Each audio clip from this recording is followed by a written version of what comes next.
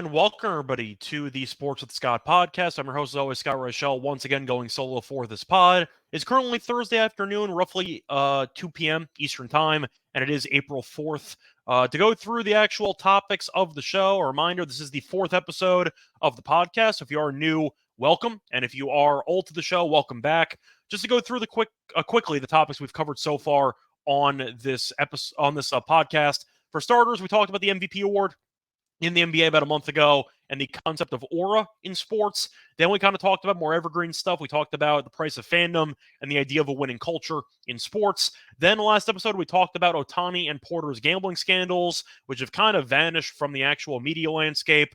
And we also talked about the NCAA tournament. And we're going to stick with basketball, but we're going to do something a little bit more evergreen and something I feel like a little bit more, I'd say, extreme. We're going to talk about the I'd say landscape of social media in basketball. We're going to talk about the current state of basketball social media, mostly Twitter and Instagram. I'll admit I spend more time on Twitter than Instagram, so mostly Twitter, but there's going to be a little bit of Instagram in there. And there's a couple reasons why I feel like this is a good time to dive into this topic. First reason, you have the LSU Iowa game that ended up happening earlier this week in women's basketball, which resulted in a massive media storm. And on top of that, you also have the recent MVP, I'd say, push for Luka against Jokic. And as a result, I'm going to use both of those as current events examples to highlight the problems that we currently have with basketball social media. So starting off with the women's game, you saw Iowa and Caitlin Clark avenge their title game loss from last year as they were able to beat LSU in the Elite Eight. Caitlin Clark was incredible. She had 40-plus points, a double-double. She was as good as advertised, and then some. Angel Reese for LSU was not efficient from the floor, did get injured in the game, but she did have 20-plus rebounds. So overall, she had a pretty decent game, but she got injured, which is unfortunate. Now, I want to start off with the positives before I get into the negatives from the actual game. The positives can start off by simply just mentioning a number, 12.3 million. That's the amount of people that watch the game on TV. 12.3 million. That is a ton. That's more than any other women's game ever in probably any sport. And to go through the actual comparisons for ratings, that means that more people tuned in to the Elite Eight game between Iowa and LSU in the women's college basketball tournament than 4 of the 5 NBA Finals games last year between Miami and Denver. You also had more viewers for this game than the World Series clinching game for the Texas Rangers. So once again, we're talking about a phenomenal number of viewers, not just for women's basketball, but for any sporting event. It was the talk of the town, and it's the first time it's probably ever happened in women's basketball, either pro or in college, which is a great sign of growth for women's basketball. Now, I'm not sure how much of it had to do with the desire to actually watch the women's game and to help it grow, and how much of it had to do with Caitlin Clark being an all-time great player, a great narrative of her against Angel Reese, and the overall revenge angle from the title game defeat last year. Probably more based on the latter, because Caitlin Clark is must-watch TV at this point, and she put up a performance that was all-time worthy, putting up that big of a number on that big of a stage with 40-plus points and 12 assists. She was incredible. So probably the latter. Doesn't matter. You got to walk before you can crawl. And regardless of the reason why people are tuning in, at least there are eyeballs now on women's basketball, which I cannot say the same about, historically speaking, which is a good sign of things to come. Now, with the ratings, that did result in a lot of media coverage post-game for the matchup, because you saw ESPN and Fox Sports 1 having debate shows, of course, we know Undisputed and First Take. They were talking about women's basketball in actual segments, which is something you never see. And that's definitely a good sign. Now, there were some comments, good and bad, about the overall, I'd say, legitimacy of the discussion and the debate, but that's more of a roast regarding the actual shows themselves. Debate shows, you don't know how much of the opinions are actually genuine and how much of them are manufactured solely to create controversy and talking points and basically social media buzz. So I don't know how genuine the conversation actually was with regard to the Caitlin Clark and Angel Reese game and matchup, but at least they were talking about it, which is once again a step in the right direction. Now, that's the pros. The pros were the exposure and the overall public reaction to that game pretty positive. Now, there were some negatives, mostly involving social media's coverage after the game, mostly involving Angel Reese. Now, Angel Reese, we know, is the best player on LSU's team, and a lot of people were tuned in to hear the quotes that she had for the post-game press conference after they lost. And here are some quotes. She said, quote, "I just try to stay strong. I've been attacked so many times, death threats, I've been sexualized, I've been threatened. I'm still human," end quote. Now, I have to start off with, once again, at least acknowledging the immediate reactions on both camps. I'd say most people were either extremely pro Angel Reese or extremely anti Angel Reese. Not many people in the middle at this point. Now, for some backstory, Angel Reese is a very good player. She was the best player on the title team last year. But on the court, she's kind of an asshole. Just being honest. She's going to taunt a bunch of people. She's going to talk shit to a bunch of people. And that rubbed a lot of people the wrong way. So if you are pro trash talking and you believe that as a winner, you can do whatever you want on the court, you think that winners have the right to trash talk, and you want to kind of believe that they assert dominance on the court by really just talking down to all the other opponents against them, you wave goodbye to them when they foul out, all those small things. If you like it, then you like Angel Reese. If you're more in favor of sportsmanship and you think that there is a certain level of respect that should be on the court to you and to your opponents, and you think that the player should be treating the other team with that level of respect, you're going to hate Angel Reese. And that's why a lot of people don't like her. It's because they think that she is kind of a brat on the court, and they think that she is villainous.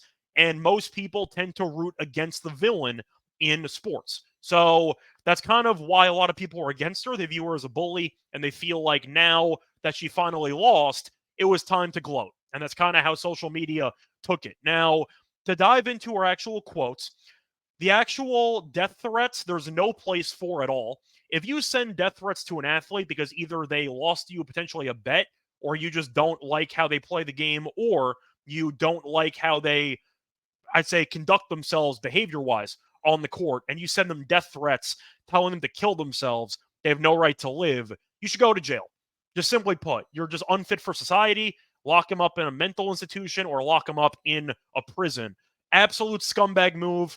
Everyone who sends a death threat to an athlete should be fully, I'm trying to think of the right word, doxxed. They should be fully doxxed, release their name, release their address, let the police figure it out. But there's no place for them in society for that type of behavior. So I'm definitely anti any death threats in any sports capacity, really any capacity in general. I don't know why you'd send a death threat to anybody in general on social media, etc.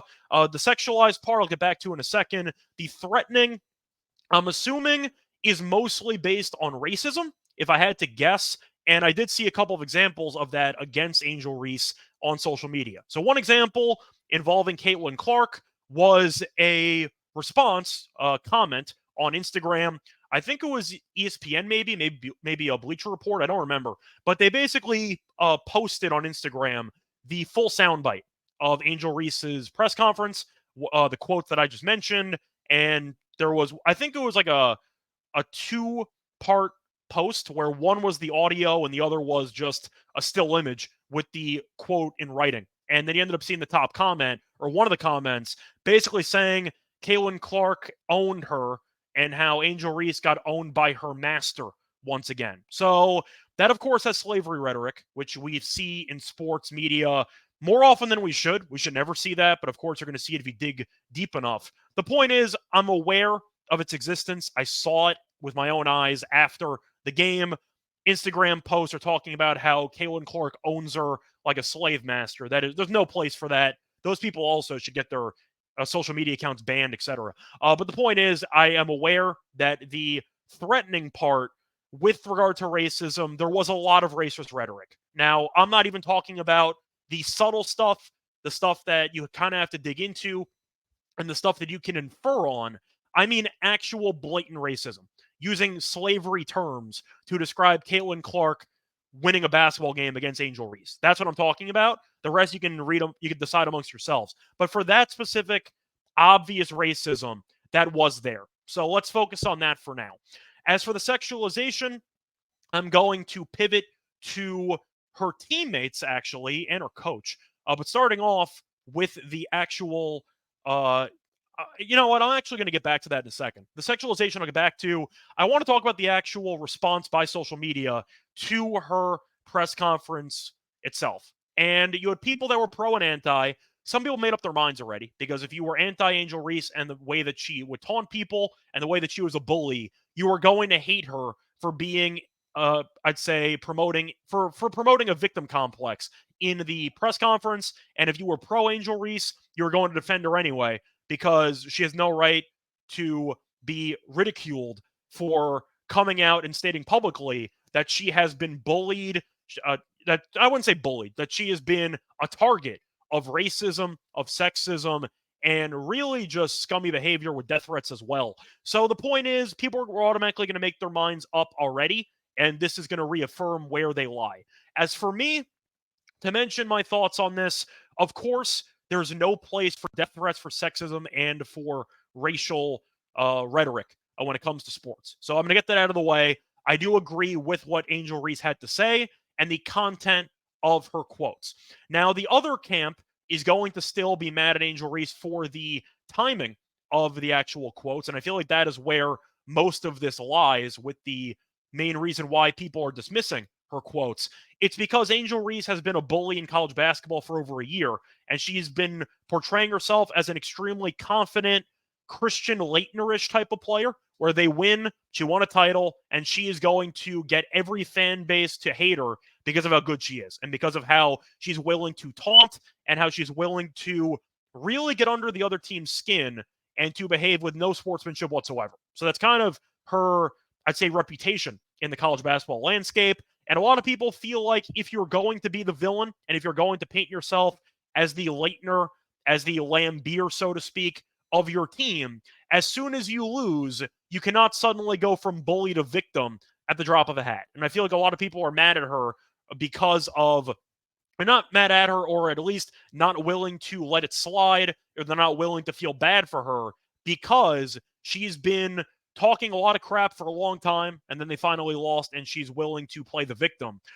She could still be a victim, for the record. I'm not dismissing that she is a victim, but I do kind of understand that angle, where if you're going to portray yourself as the main antagonist in college basketball, and suddenly you end up losing, and the success is not there because you ended up losing and you're not able to repeat as champions, then suddenly people want to gloat in your face because they don't like you because of how you've conducted yourself on the court. And now you are, I don't want to say taking the sting out of it, but you are trying to portray yourself in a certain light that you are not portraying yourself in for the last year. I think that's the main reason why people are anti, not including the racists and the misogynists. Those people are scumbags, not going to reference them.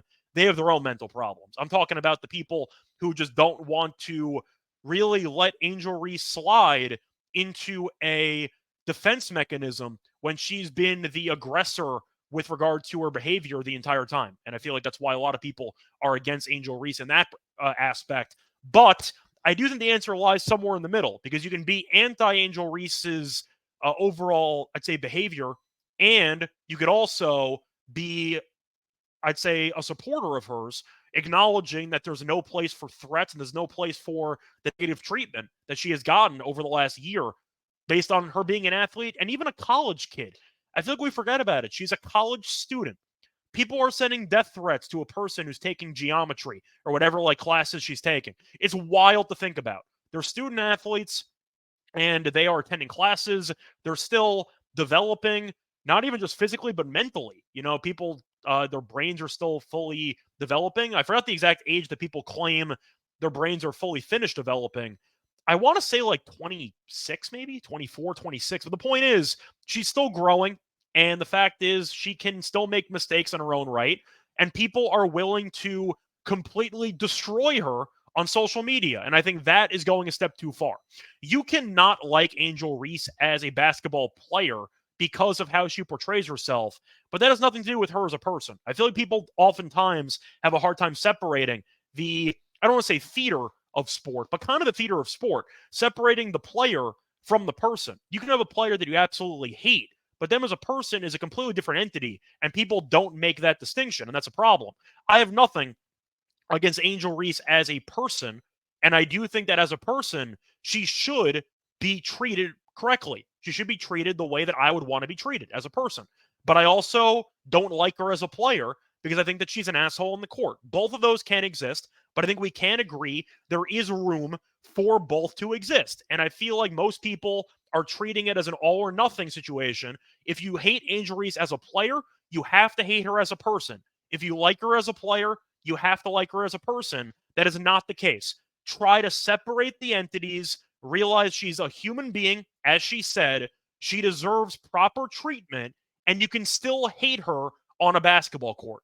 That's the compromise. I feel like that's a fair compromise, and that's what I think should be the, I'd say, viewpoint of most people. But unfortunately, that's not how it works in social media. Now, I'm going to dive into the sexism part, which I alluded to a second ago. Not going to mention Angel Reese, though. I'm going to pivot more to immediate current events examples based on what happened during and after the Iowa game. Now, one of Angel Reese's teammates is Haley Van Lith. Now, Haley Van Lith was a former player at Louisville, was really good, averaged about 19 points last year. This year had a really bad year at LSU, either adjusting to her role on the team with all the other star players they have. She was kind of the, I don't want to say odd woman out, but she had to take a step back, I guess, in terms of a role, and she never really adjusted. But the point is, she was really, really bad in the NCAA tournament as a whole, and she was really bad in that game against Iowa. She was atrocious from the floor in terms of efficiency, and she was given the impossible assignment of guarding Caitlin Clark. So social media was all over her, talking about how she was really bad at basketball. Now, once again, she averaged 19 points per game last season. So you could argue she actually had a WNBA future last year. This year, I don't know. We'll see if she ends up getting drafted. Who knows? But the point is, a lot of people watching that game made the decision on a small sample size that she has no business playing professional basketball and she should consider quitting the sport. And it wasn't a matter of quitting the sport and focusing on other types of professions like broadcasting or anything like that. There was a hashtag going around against Haley Van Lith, which was hashtag on Twitter, start the OnlyFans. Now, Haley Van Lith is an attractive white woman on this LSU team. And a lot of people have kind of sexualized her, obviously, as an attractive basketball player. They think that most women's basketball players or women's athletes are not the most attractive. So anytime there is one that is attractive, they get extra attention from good and bad sources. And in this case, bad sources. But the idea of the hashtag is that Haley Van Lith is so bad at basketball that she should quit the sport forever and make an OnlyFans account. Now, if you know what OnlyFans is, you know how offensive that statement is. If you don't know what OnlyFans is, I have to explain it to you. OnlyFans is a platform where people can post lewd to nude images and even videos of themselves doing sexual acts, etc., behind a paywall, and people will pay to get access to those photos. In other words, imagine you're an adult like model or you're an adult amateur porn star and you have your own platform where you can charge people to watch your content. So basically they told her, you're really bad at basketball.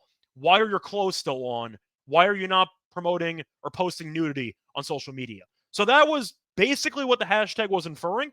And that was a thing that I noticed on a couple of tweets, actually. And all of those tweets had numbers. They all had thousands of likes, and a lot of people were laughing at it. They thought it was funny, and they thought that it was amusing. But the point is, that's an extremely sexist, misogynistic, and disrespectful thing to say towards a person who wasn't trying to be bad at basketball. She clearly has talent because she was a sought-after transfer from Louisville, and she potentially has a pro career. But people watching one game, once again, to go back to the actual ratings, 12.3 million people. You had a lot of people who were just watching the games themselves for maybe the first time and immediately were sharing their misogynistic viewpoints and sexualist viewpoints. But the idea of watching a player on TV playing in basketball attire and saying to yourself, this person's attractive, but she sucks at basketball, she should definitely be nude and I would pay to see it. Like, that's definitely messed up, and that ties back into the sexualization that Angel Reese was referring to,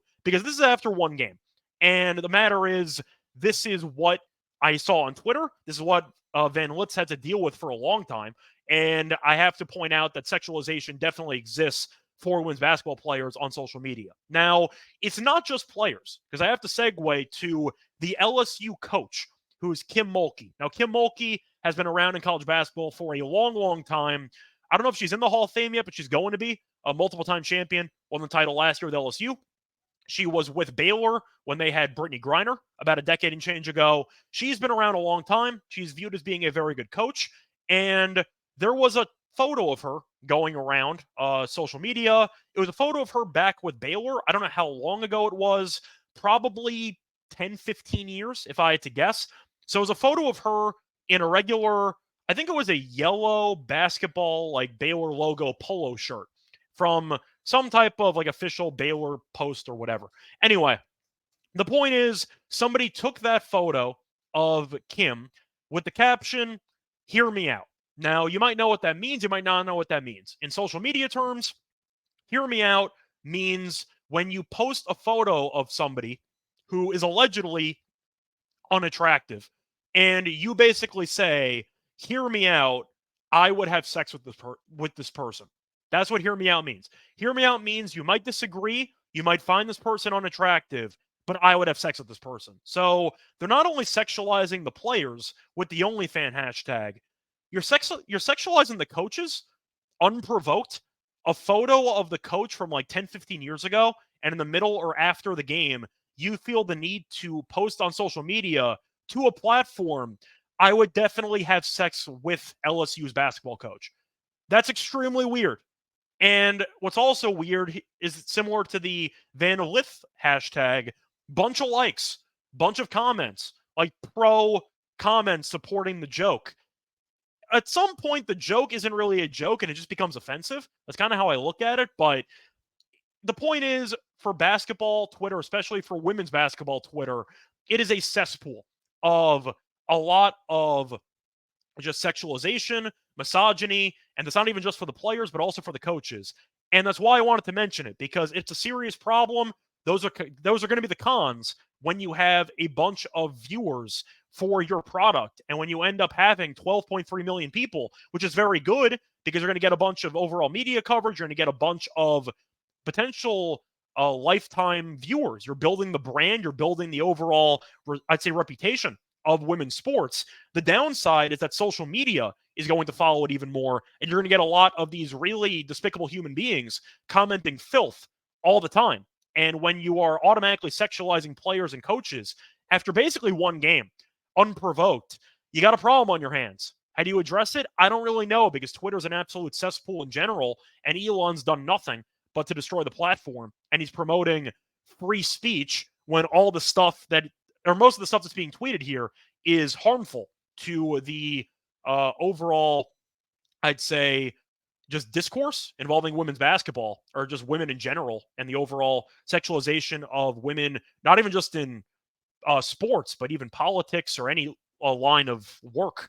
It just feels like Twitter's become a place where a lot of misogynists can come together, share hateful stuff, and get a pretty warm reception. And I think it's wrong. But the point is, that's where Twitter is right now, at least in that aspect. So I want to mention it. But I had to at least discuss the Angel Reese press conference and the quotes. Once again, long story short, I agree with Angel Reese as a person, and I do agree with her points that she should be viewed as an actual human being. She should not be viewed as a sex object. She should not be viewed as being inferior because she's black. She should not be a victim of hate crimes or any type of racism. I agree with that. I also agree that I don't like her as a player, and people have the right to not like her as a player. But separate the entities once again between player and person, and try not to let your opinions on one entity overlap into your opinion on the other. That's my advice on that. As for the other stuff, once again, sexualization, misogyny is a serious problem in social media, and that's going to be present for a long time. Now, moving on to the other aspect of social media that I want to talk about when it comes to the cons of basketball social media, there is a certain disconnect between basketball Twitter and basketball reality. And I want to talk for a second about the actual narratives versus the realities on Twitter, mostly involving the MVP race, because we saw that there was recent buzz involving Luka to potentially win the MVP. Now, Jokic has been the favorite for a long, long time, basically ever since Embiid got injured. Joker's been the betting favorite for the MVP. And this is why I mentioned betting lines, because I feel like betting lines do a good job of cutting through all of the narratives and cutting through all of the random baseless opinions on social media. And they give you a tangible number that you can use to, I'd say, give you a nice, I'd say, reality check when it comes to the awards. So that's why I like using the betting awards when it comes to the betting prices for these awards. And the narratives were all pro Luka for the past week and a half. And I feel like Luka's numbers, for the record, are the only the only numbers in the league that can rival Jokic's. In fact, you can argue that Luka's numbers are actually better than Jokic, just based on the overall stats. Now, the issue you run into with Luka is the fact that the record for Dallas is good, not great. They're a borderline 5 seed, and people are looking at Denver being a potential number 1 seed in the Western Conference. Also, there is some narrative there because some people still think Luka should have, not Luka, sorry. Some people think that Jokic should have won MVP last year, and they gave it to Embiid, and that was a mistake. So they thought that a makeup award might be in the cards for this year. For the record, I think Embiid 100% deserved the MVP last year. Jokic kind of stopped going for it at the end of last year because they were trying to keep him healthy, and it worked out well because Jokic won an MVP in the finals, and he also won a title. So that was definitely the right decision. But I do think Embiid should have been the MVP last year, and I think it was a worthy selection. Now, as for this year, people think that Jokic's, I'd say, robbery, I'll put in quotes, from last year would result in Jokic winning MVP this year. I agree. I think that was going to be a factor for voters, and that is why I bet on Jokic to win MVP. Because one, he's the best player in the world. I don't think it's close. I think he's the best player in the league by a wide margin. Defending finals champion, defending finals MVP, and there's a narrative that the best player in the league got robbed last year of this award. Let's make it up to him. Now, is that a good approach for voters to have when picking the most worthy candidate of the MVP? Absolutely not. That is an extremely messed up idea to give somebody an award or a head start on an award because you feel like they should have gotten it in the past. That is definitely wrong, but it exists. And as a bettor, I was going to capitalize on that, and I was going to take Joker at a good price preseason to win the award. So that is why I picked Joker to win MVP. Now, as for the actual numbers this season, Jokic has been incredible. Embiid got injured, and Embiid probably would have been the front runner to win MVP this year if he was healthy because he was having an insane year, dropped 70 points in a game. We know how good he was. But still, point is Joker is doing all of this crazy Joker stuff while his team is also dominating, and his team might be the 1 seed in the West.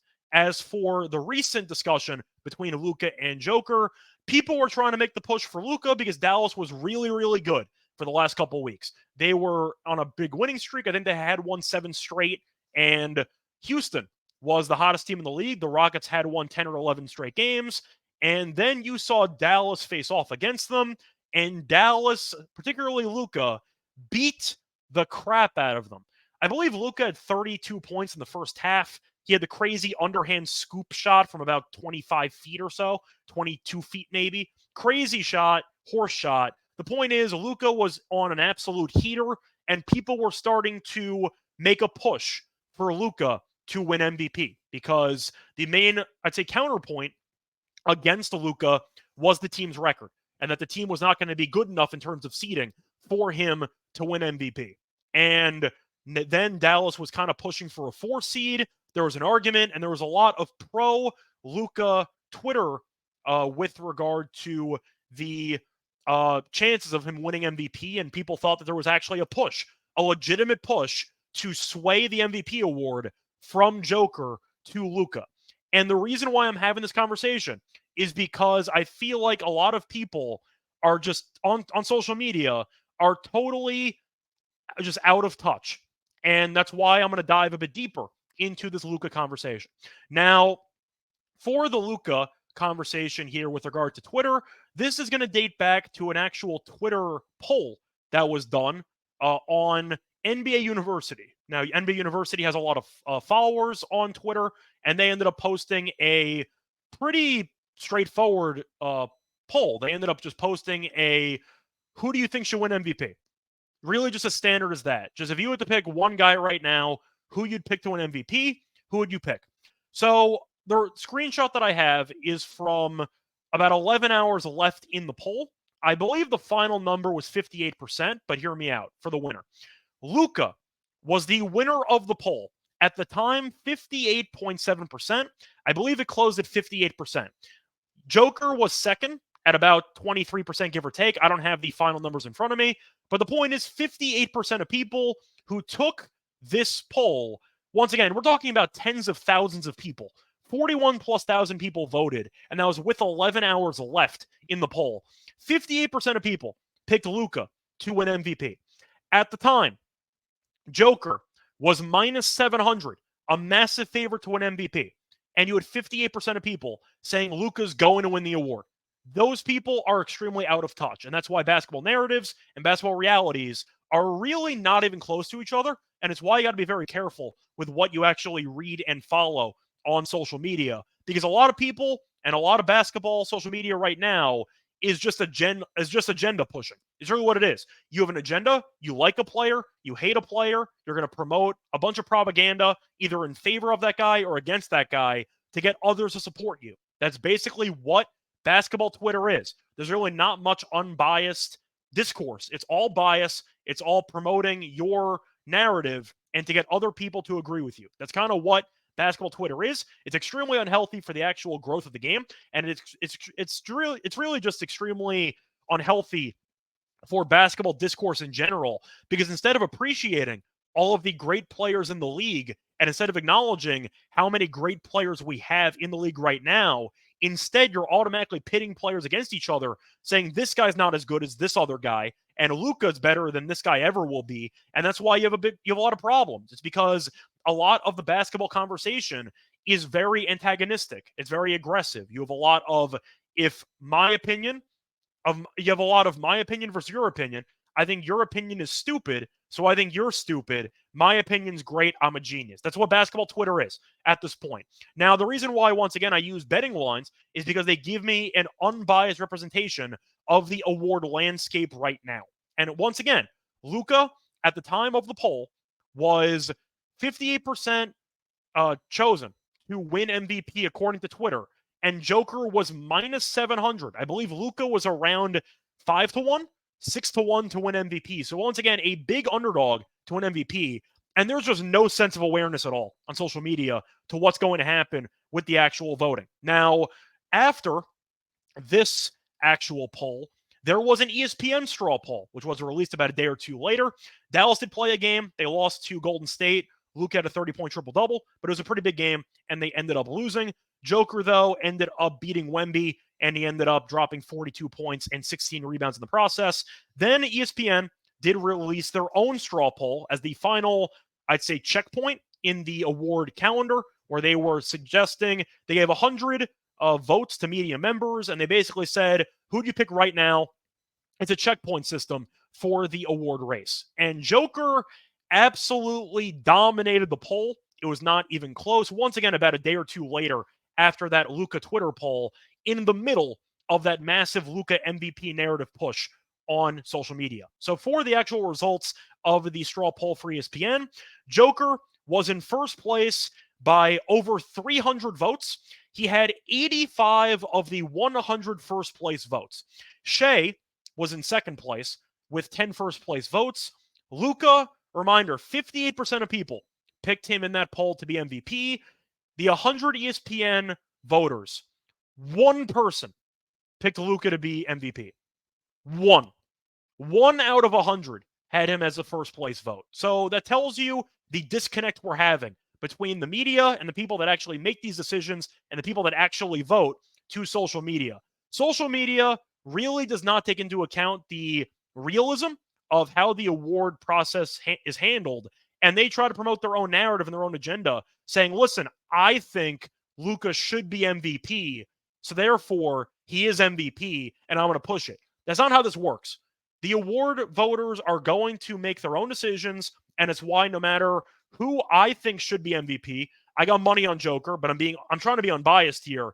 At no point, based on the betting odds and based on the overall, I'd say, media reputation of Jokic, was it ever a threat for him to not be MVP? He was the favorite for the last 2-3 months, and now suddenly people are trying to make a last-ditch effort to prevent Joker from winning MVP again and to try to get Luka the award.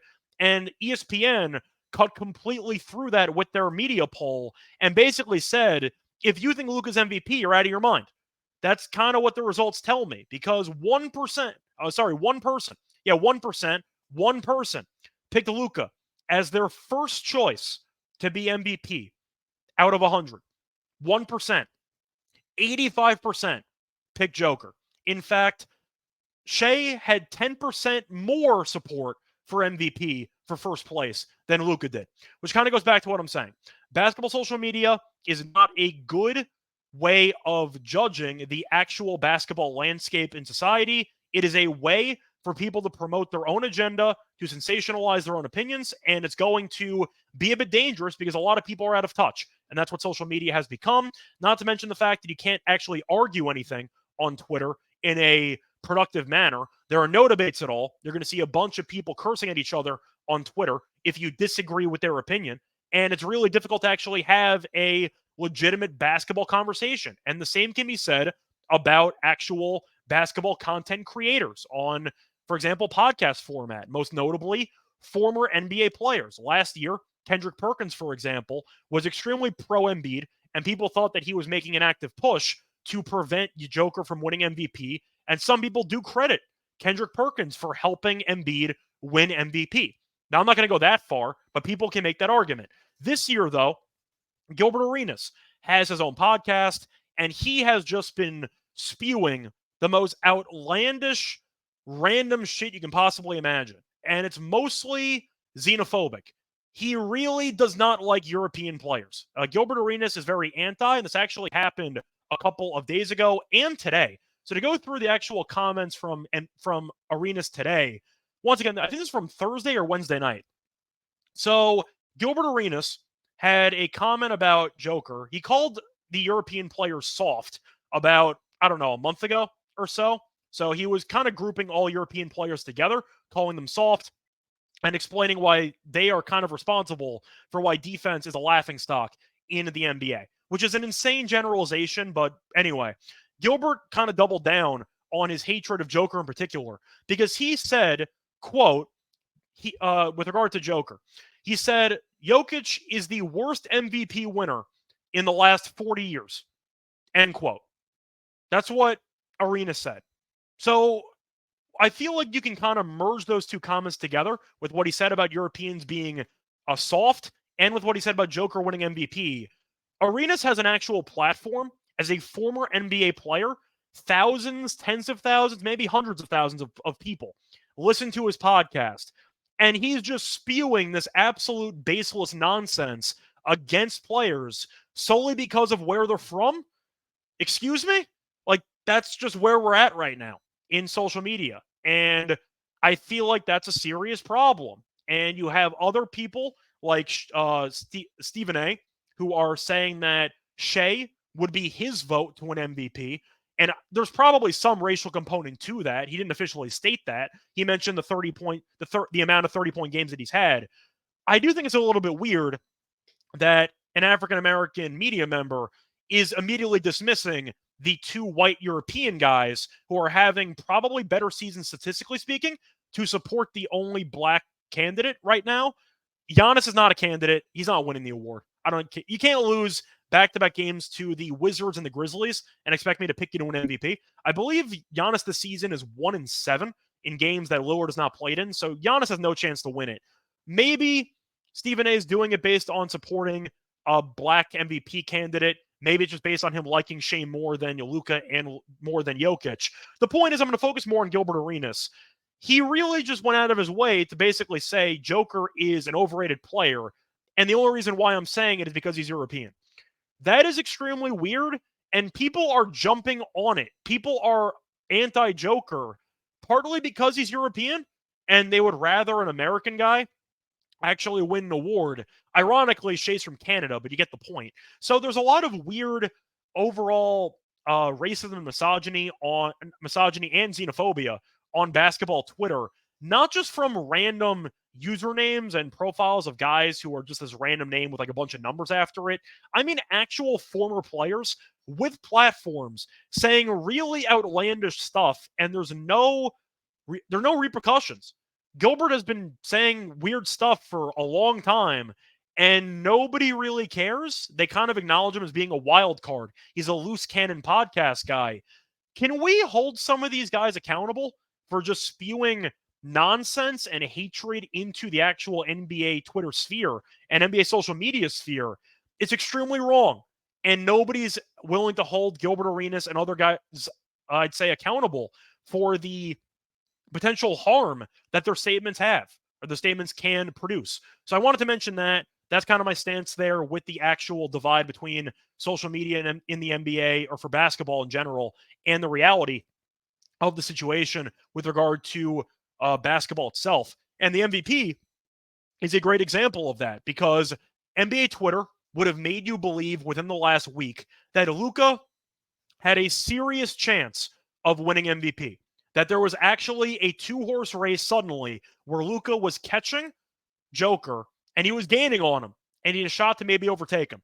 And the odds from Vegas or other sports books immediately said, you're absolutely wrong. You're out of your mind. You're all drunk. Because Jokic was minus 700, never dropped. Then the ESPN poll ended up happening. Joker got 85% of the first place votes. Joker today is minus 3,000 to win the award. It is OVER. The award race is over.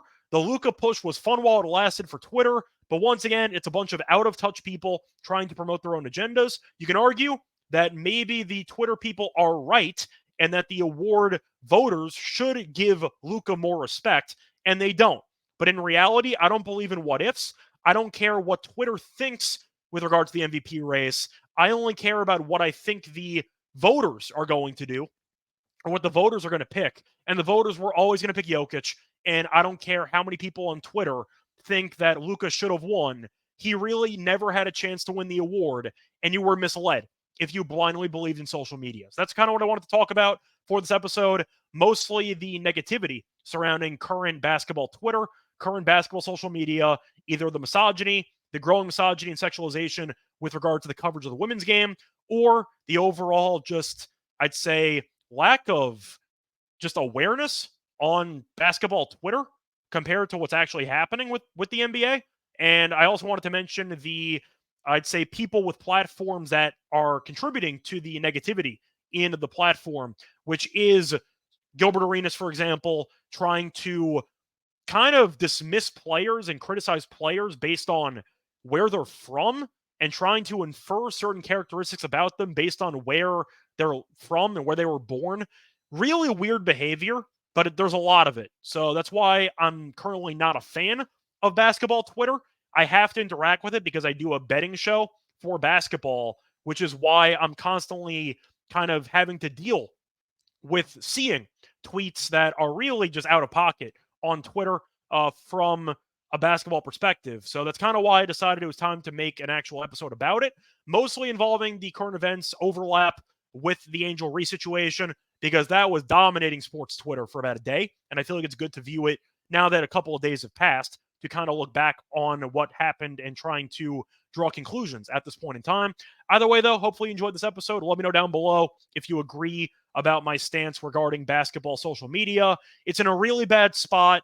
Yes, you can occasionally find good highlights, and there's occasionally some good accounts that post good stats, that post good information. But a lot of the overall interaction between different accounts is very aggressive and very hateful. And that is something that needs to be fixed.